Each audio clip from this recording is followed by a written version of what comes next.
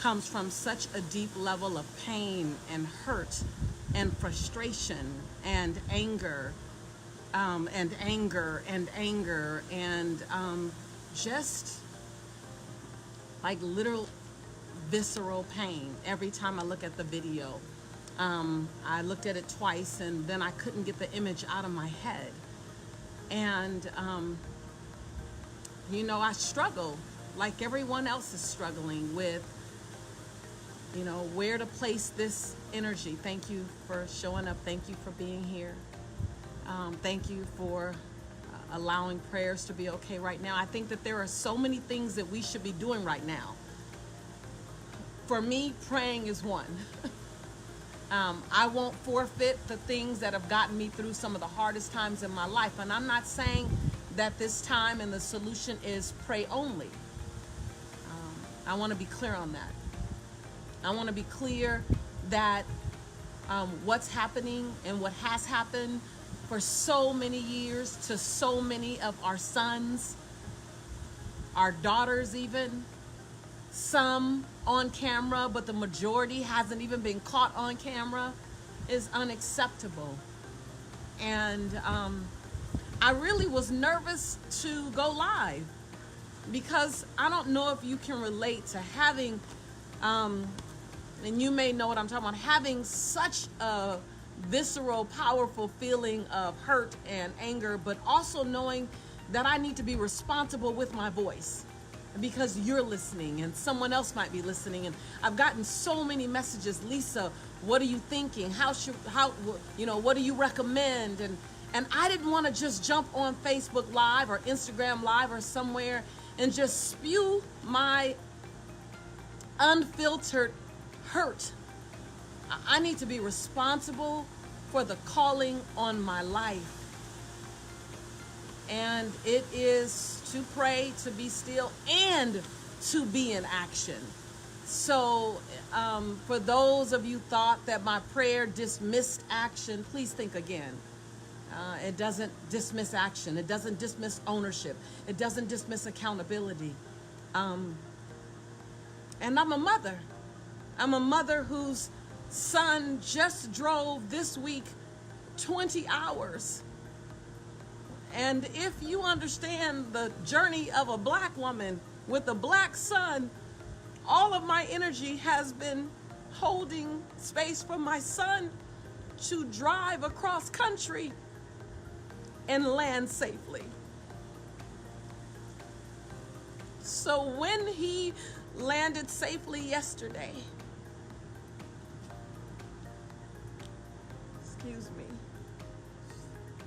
and FaceTime me, now I can work on what the world needs. But first, I needed to give my son all my energy.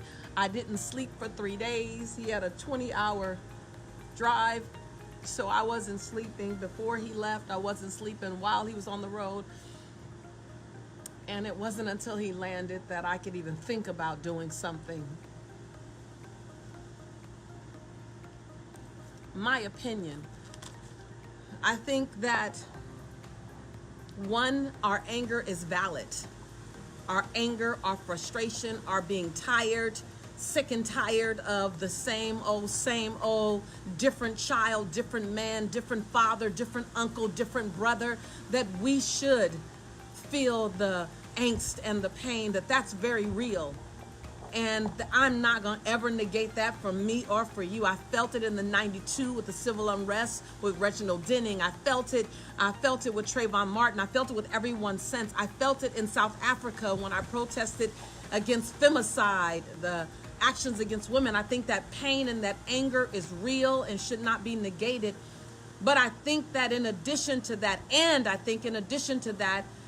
that peaceful protests are required. I think protest is necessary. Stop traffic, stop business as usual. The last thing we want is business as usual. Hashtag business as usual can no longer be as usual. And inside of that, we cannot tear down our own communities. We cannot destroy our own neighborhoods. We cannot take the neighborhood that's already lacking ample and quality services, thinking about our seniors and where will they go to get groceries and how will they get their needs met. I think that we need to be mindful of that. So for all the peaceful protesting, I salute you, I applaud you, I celebrate you. For everyone that feels this, black, white, and brown, I say don't stop feeling it. This is not a feeling to come and go. This is not a feeling that can pass. Though we might end our grieving the way we're grieving, we might end the way we're protesting today, but we cannot stop being vigilant about change. We cannot. And we can't introduce change and try to keep people comfortable. This is that part when my grandmother said your conviction and your convenience, yeah, y'all know, it don't live on the same block. We can't keep people convenient inside avoiding an uncomfortable experience. Nikki, let Danita know where I am. She's been sad today, so let my girl know we right here. And so I'm not worried about who will stop looking at or following my brand because I got on and I talked about we need to show some emotion. We need to show frustration. We need to show enough is enough. I don't mind however this shows up and this hits whatever. This ain't Lisa Nichols, the business owner. This is Lisa Nichols, the black woman. This is Lisa Nichols, the human. This is Lisa Nichols, the mother. And I don't believe and feel like I just mothered Jelani. This is for when I stood with Trayvon Martin's mother, when she convened the very first conference for mothers who lost their children to violent crimes. And she asked me to facilitate a healing. And I don't even talk about this, but I stood with 59 mothers and helped them to heal, to begin the biggest healing process for 62 children lost. 62 children amongst 59 mothers. Enough. I'm tired of being afraid for my son. I'm tired of being afraid that he might be in the wrong place and the wrong color. I'm tired of knowing that my son, the gentle giant, like they say George Floyd was, my son is so gentle. So if someone can do it to a gentle giant, I'm tired of being afraid for him and my nephews, my brother and my father. And so what should we do? What can we do? I've been sitting with this for days, going, okay, God, show me. So I'm glad I was praying. I needed to pray so that I'm not just pissed. Because my anger by itself is dangerous. It's dangerous to me and it's dangerous to anybody listening, because whatever I say, whatever I do, I'm condoning it to our community.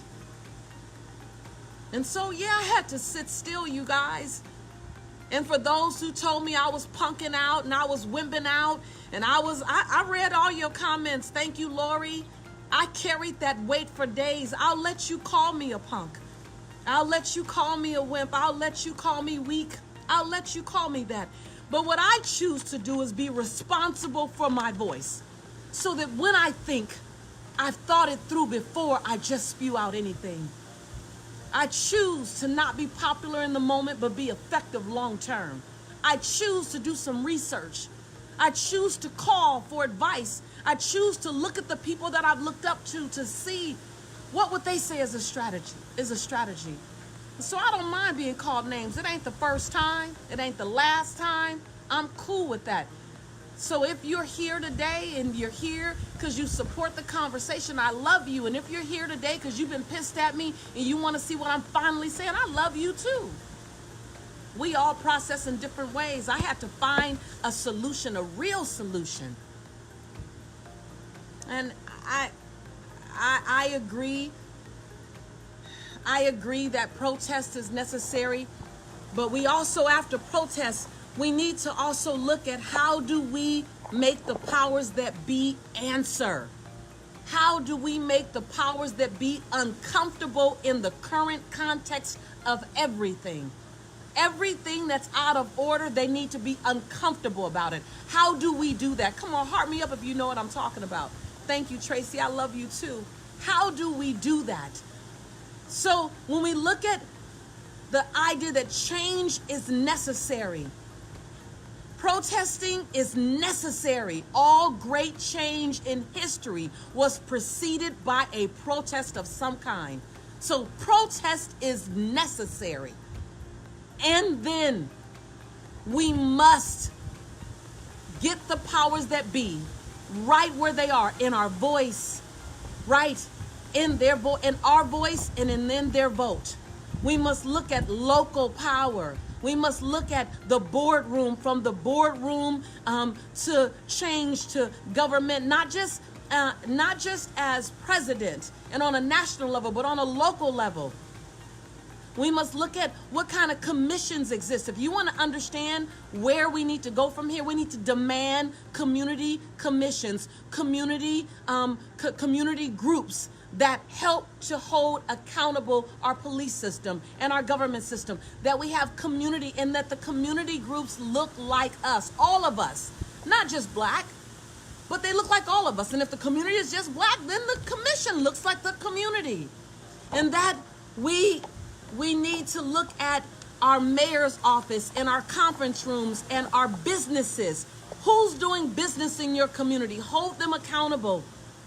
Hold them accountable to use their voice, to have community council, How do we elect? How do we select our officials, our mayors, our police chiefs? How do we unselect them? Hello, somebody. If you were selected, you can be unselected. How do we unselect them? Where are the petitions? Numbers, show numbers. We have to know the power of our voice and our vote. So vote. Come on. We can't just mouthpiece. We can't just mouthpiece, and we can't just protest. We must mouthpiece. We must protest. We must vote. We must do it all. And then I believe that we have to demand programs that create cultural awareness. I believe that bigotry and racism all stems from ignorance, handed down, generational ignorance. Now, how do we combat ignorance? We don't sit quietly and combat ignorance. We reach across color lines. We create programs. We create programs that create cultural awareness, intimate proximity. Type this in chat, y'all. Cultural awareness, intimate proximity, and racial compassion. That is hard to hate someone and you know about them. Even if you don't know them, but you know about them. We must create a global conversation.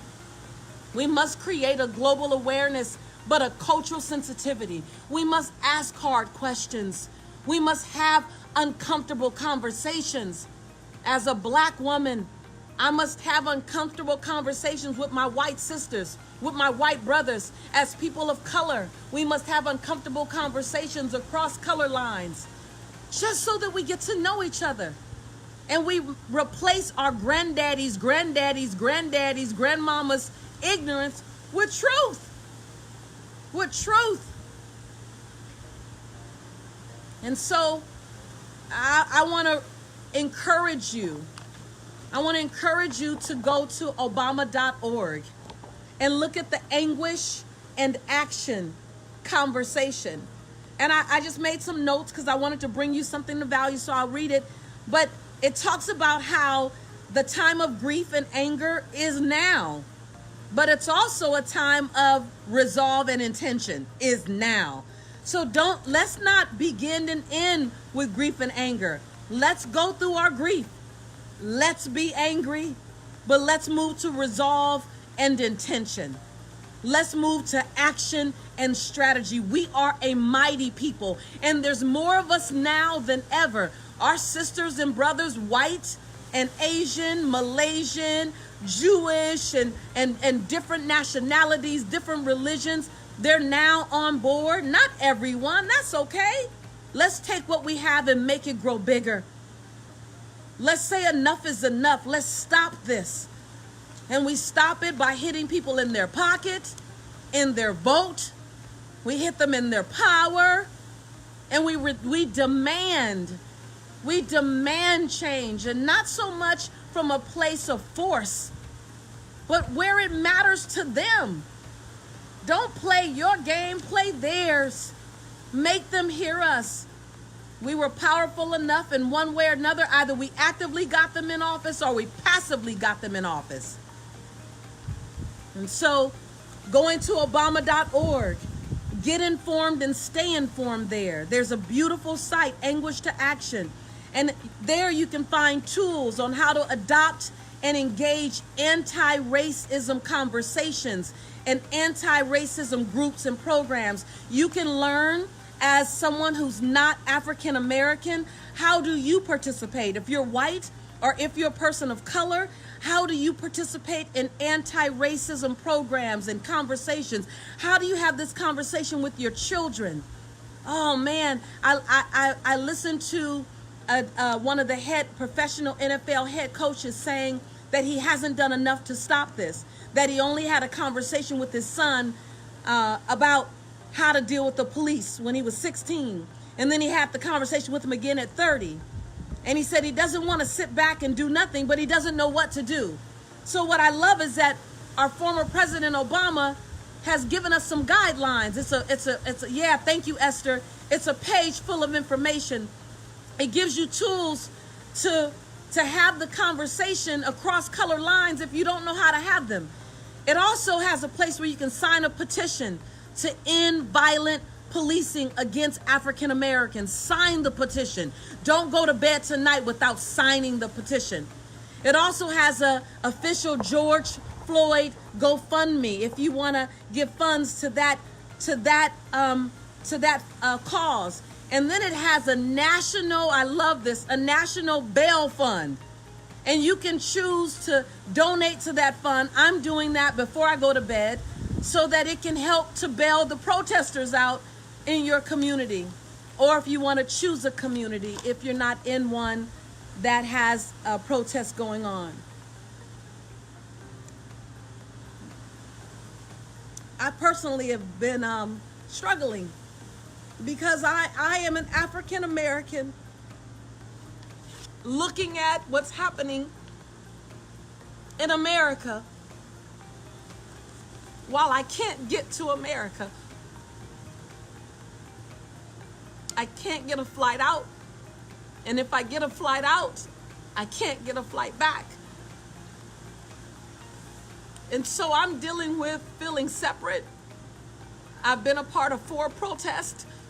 I'm comfortable speaking my voice. I'm comfortable having a peaceful protest. I'm comfortable marching, talking, praying, sitting, challenging. I don't know how comfortable I am feeling this disconnected. So I'm still gonna pray. I'm gonna pray for the families of every soul, not just lost, but snatched away from us through the violence of racism. I'm gonna pray for them. I'm gonna pray for their families. I'm gonna pray for the relief. I'm gonna pray for finding peace. I'm gonna pray for being able to rise above the chaos and find some form of consciousness and awareness and solution. Because it's hard. I feel like I'm choking. I feel like I'm choking and I can't catch my breath. And I realize it's my own angst.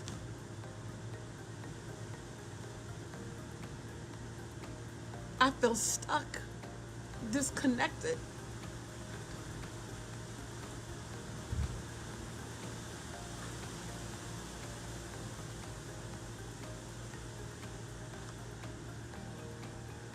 But I will not feel powerless. I will not feel powerless.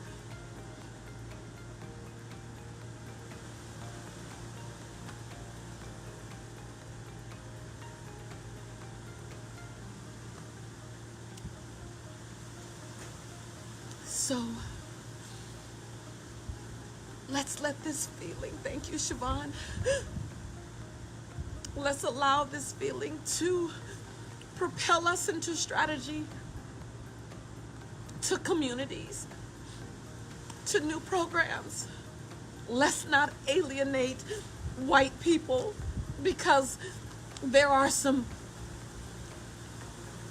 ignorant people who still believe that racism needs to exist to make them feel safe, to make them feel powerful. Let's educate our children. Let's start. It won't end tomorrow. It won't, but let's make our children's life and our grandchildren's life better than this. Let's make the George Floyd's experience, the Trayvon Martin's experience, and everyone in between, let's make their experience as close to of the past as we can. There was a time when we didn't have technology like this. There was a time when a black woman could not have her own business. There was a time when a black man couldn't be president. There was a time when we couldn't drink out the same fountain. We couldn't live in the same house. We couldn't be married. There was such a time. Let's do our part to make this act such a time of the past. And I think this is when Martin Luther King said, I might not be there when it happens, and we might not see it. We might not see it. Our lifetime might not give us the honor of seeing it, but we can plant enough seeds. We can water those seeds.